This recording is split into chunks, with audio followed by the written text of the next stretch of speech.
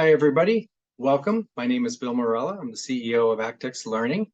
And today we're going to have a part one of a two-part series on actuarial exam prep. This part one will be focused on the effectiveness of your learning. And I'm very pleased to be joined by Roy Ju, who has been recognized by the SOA as the youngest FSA ever, and also is the co-author of a book called Actuarial Exam Tactics. Welcome, Roy. Thank you, Bill. It's a pleasure to have you here. We're going to jump right in, and you wrote in Actuarial Exam Tactics about a knowledge tree. Why is that important? Yeah, so Bill, I think one of the big challenges that folks realize pretty soon after starting the exam process is that repetition and practice problems are important, but ultimately when you sit for the exams, the actual exam problems will have similarities, but certainly won't be identical to the practice problems. For that reason, I'm a little bit hesitant to support any approach that is purely repetition based. So when we talk about the knowledge tree in the book, really, I think the premise there is that understanding fundamentally what the concepts are will not only help to intuitively bring context to the formulas and the calculations that one should actually aid in memorization, but I think second, when you find yourself in a situation, right, on exam day where problems don't seem quite as familiar, or maybe repetition of said practice problems failed you, you can pull from some of that conceptual knowledge and work from more fundamental concepts to solve exam problems. And I found that approach, at least in my particular situation and a lot of others who I know, reduce the number of practice problems of repetition and hour studying needed, as a result of focusing on truly understanding the subject matter at a deep level. Exactly. And when you're talking about those fundamental concepts, you discuss like 3 steps. Do you want to walk the viewers through those? Yeah, I think with regard to the 3 steps, I want to take a step back, recognizing that for study approaches, we don't want to be overly prescriptive. So maybe a better way for me to summarize this, Bill, is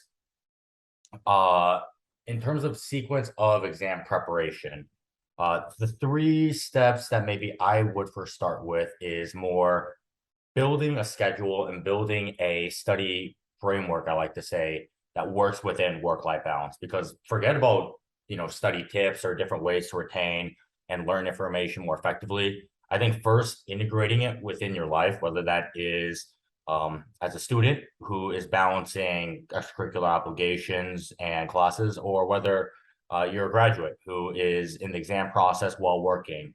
I really think the first thing to call out there is integrating a study approach that works with your life.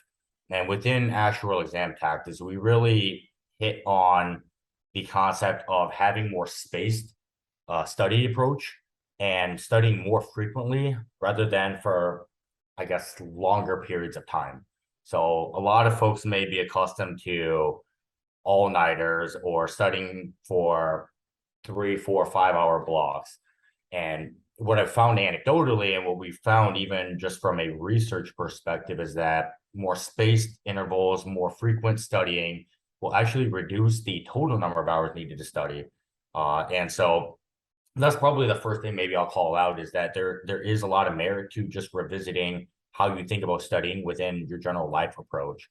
Now from there, maybe the other 2 steps I would outline is focusing on effectiveness of studying, right? In the book, we outline a lot of different ways to better understand the material. And then from there, I think the last step is focusing more on kind of the repetition, the recall. And I would also argue improving the effectiveness and efficiency of how you study. So the last point, I think it's helpful for students and anybody taking exams to realize it's a long journey. And by focusing on and even being a little bit introspective on what are different ways for me to be more effective and efficient in my study approach as I progress through exams, I think it's just as important as getting through the exams. and taking exam after exam, because only then can you truly identify areas of improvement to get, again, more effective, more efficient for some of those later exams. Yeah, that's an excellent answer. And I think that, as you explain in more detail in the book, that focus on productive review sessions, what you call the spacing effect also was another one of your concepts. And actually one of my favorite aspects of the book, which I guess brings back to why you need these productive review sessions and why you need the spacing effect, is the forgetting curve. Do you want to comment about that?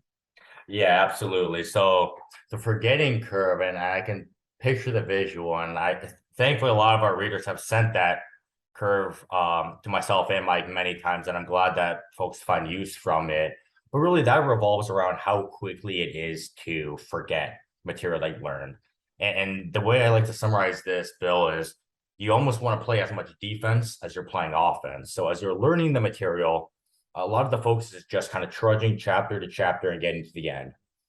What I think we've found, and certainly in my own experience and a lot of others' experience, is that if you're focusing on retaining the material that you just went through as you go, so progressively as you're getting to chapter 3, chapter 4, 5, as you're progressing, you're reviewing previous sections, previous chapters. What you'll find is when you actually get to the end of the study manual, or kind of get through all the syllabus, you'll find that you'll actually be retaining a lot of those earlier sections a lot better. And I think that also helps to build a little bit more intuition, because you're starting to see how the different sections and concepts connect. So long story short, Bill, what I try to preach is reviewing what you've learned before you get to the end. And I know in academia, right, we're kind of accustomed to taking a final at the end of the year and not reviewing anything until maybe that last week where we're cramming for finals.